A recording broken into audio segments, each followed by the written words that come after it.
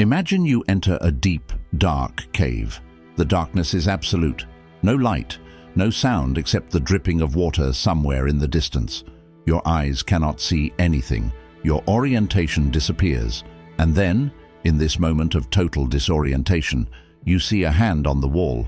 Not just any hand, but the hand of a human from prehistoric times, placed there 40,000 years ago. This hand could be the most terrifying form of communication humanity has ever invented. Cave paintings are not simply beautiful old artworks. They are messages from another world, a world that confuses us, spiritualizes us, and possibly makes us darker than we understand today. But before we can understand what the images mean, we need to know who made them. The oldest known artworks in the world are not the same age everywhere. Most European cave paintings date from between 40,000 and 14,000 years ago. But here comes the frightening part. It was not always modern humans like us who created these images. Scientists have discovered that Neanderthals, an extinct human species, were already painting in Spanish caves at least 64,000 years ago. They left hand stencils and abstract lines. These hand stencils are particularly disturbing. They were located in small, barely accessible rock crevices deep inside the caves. Someone had to venture into absolute darkness with pigment in hand, find a specific spot, and place his hand there. Why? The answer remains a mystery to this day. However, the most famous cave paintings are from modern humans like us. The Chauvet Cave in France shows 33,000-year-old images of animals. The Lascaux Cave shows images about 17,000 years old. And the Altamira Cave in Spain, with its beautiful bison depictions, was painted about 36,000 years ago. But there is something else, something even more disturbing, something that does not lie in Europe. In North America, specifically in the Utah region of the USA, there is a style group of rock images that archaeologists call Barrier Canyon style, abbreviated BCS. And these figures are not normal. The characteristics of these paintings are disturbing. They are large, often very slender-looking figures. Figures that could be human, or perhaps not. Sometimes they have few or no limbs at all. Sometimes they look as if their arms and legs have simply been removed. Sometimes they are just torso-like forms, pure trunk. But the most disturbing thing is the eyes. These figures have enormous eyes, eyes that are far too large for a human head, eyes that stare straight ahead. Some also have masks, geometric patterns across their faces that look as if someone is wearing a spiritual or demonic mask. These eyes seem not just to see, they seem to observe. They seem to look into your soul. If you drive to Barrier Canyon today and see these figures, you understand immediately. These are not humans. These are not normal beings. These are something else. This is something that lies beyond our normal experience. Scientists sometimes call these figures anthropomorphic, human-like. But honestly, they are not. They are superhuman, or subhuman, or not human at all. And the question is, what did these people back then see? What compelled them to draw these figures? Traditional science has long tried to explain cave paintings rationally. They were hunting images, it was said. They were totem animals. They were religious symbolism. They were a communication system. But when you look at the Barrier Canyon figures, all of that falls away. These are not hunting images. These are not totem animals. These are not practical symbols. This is something else. Something that could have had only one purpose. A statement about something that is not of this world. The old theory was, prehistoric people painted what they saw. They painted their hunters. They painted their animals. They painted their world. But what if that's not true? What if they painted something completely different?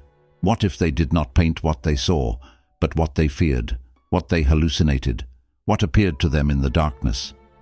This question brings us to an uncomfortable truth. These people may not have been just artists. They may have been witnesses. And this is where things take a dark turn. Researcher David Lewis Williams and other archaeologists have developed a theory that most experts today share.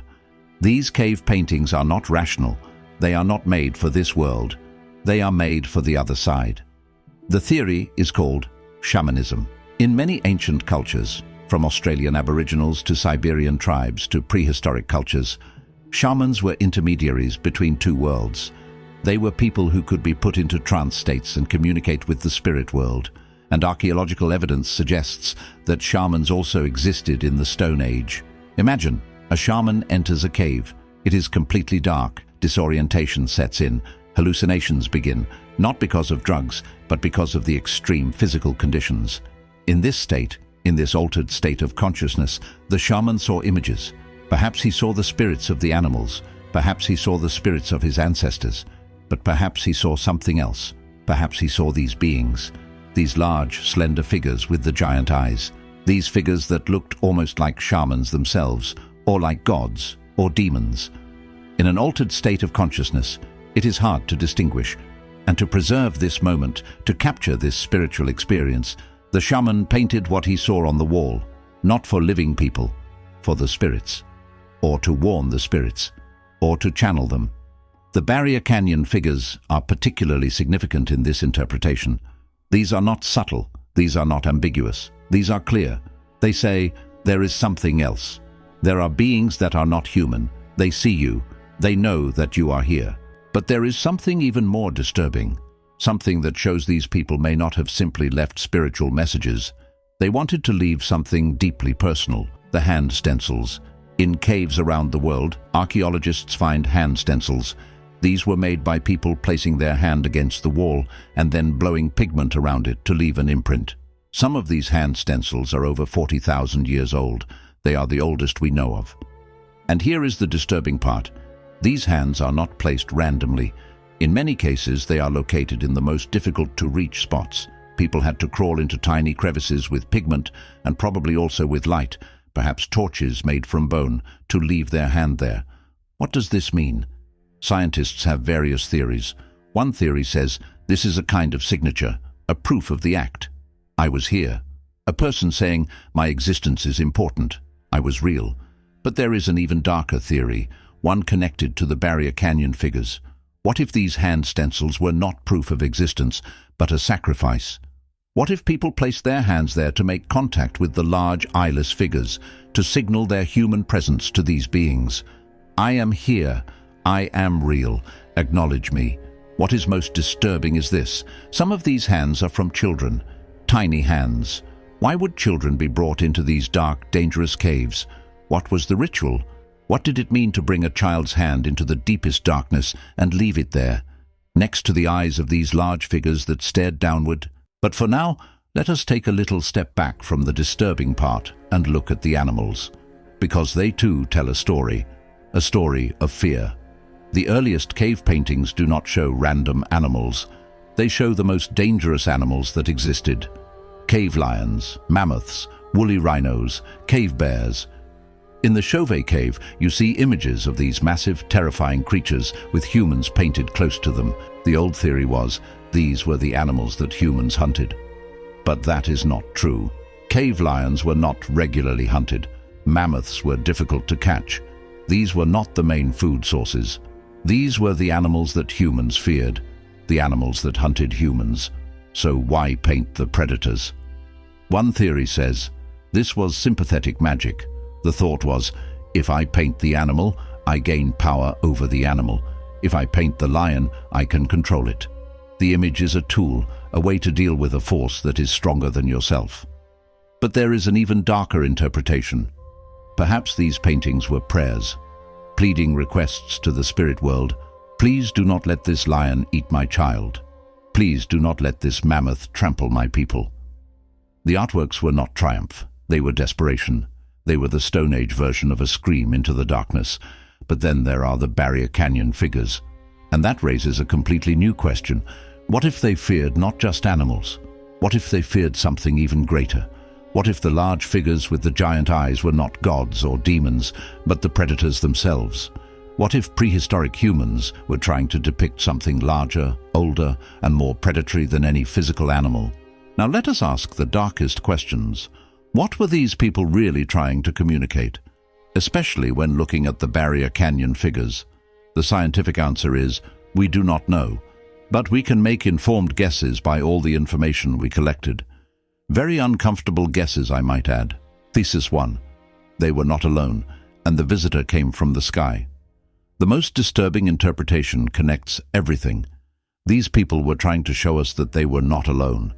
That there were beings, physical, concrete, real, that shared their world, not from this earth, from elsewhere. These large, slender figures with the giant eyes were not invented. They were not spiritual hallucinations. They were visitors, documentation of a contact that took place thousands of years ago. The Barrier Canyon figures are testimony. This exists. It is real. It came from above. Thesis 2. They tried to warn of a recurring threat. What if these people tried to warn their descendants, us, about something? What if they understood that these beings would return, that they were not gone, only departed? The paintings in the darkest caves, in the most difficult-to-reach places, could be messages. They come back. Be careful. They take people. Thesis 3. They documented a reality that is invisible to us. Perhaps the truth is more complicated. Perhaps these visitors did not leave all of humanity. Perhaps they are still here, but in a different dimension, a different frequency, a different level of reality. The shamans, in their altered states of consciousness, may have glimpsed this other level. They saw the beings. They drew them. They tried to say, there are more layers to reality. We are not alone. We were left here, or we were created by something else. Thesis 4. The barrier between interpretations blurs. And here is the most disturbing thing of all. What if all these theses are correct? What if there is no difference between a spiritual vision and a real alien encounter? What if these beings are not just physical, but also spiritual? What if they are the spirit world? What if the gods of ancient cultures were really visiting aliens? This would explain why these figures look the same everywhere, why the hand stencils are in the darkest caves, why children were taken, why the paintings are so hidden. They would not be artworks, they would be records of contact, evidence of an encounter, warnings to the future. Looking back at the Barrier Canyon figures, they are particularly disturbing because they are not abstract. They are not metaphorical. These large, stylized beings with their staring gazes and missing limbs are unmistakable, and that is why cave paintings should terrify us. Not just because they are old, not just because they are mysterious, but because they may be testimony, evidence of contact with something we still do not understand, something that may still exist in the darkness, just as it did 10,000 years ago. We simply do not know how to see it.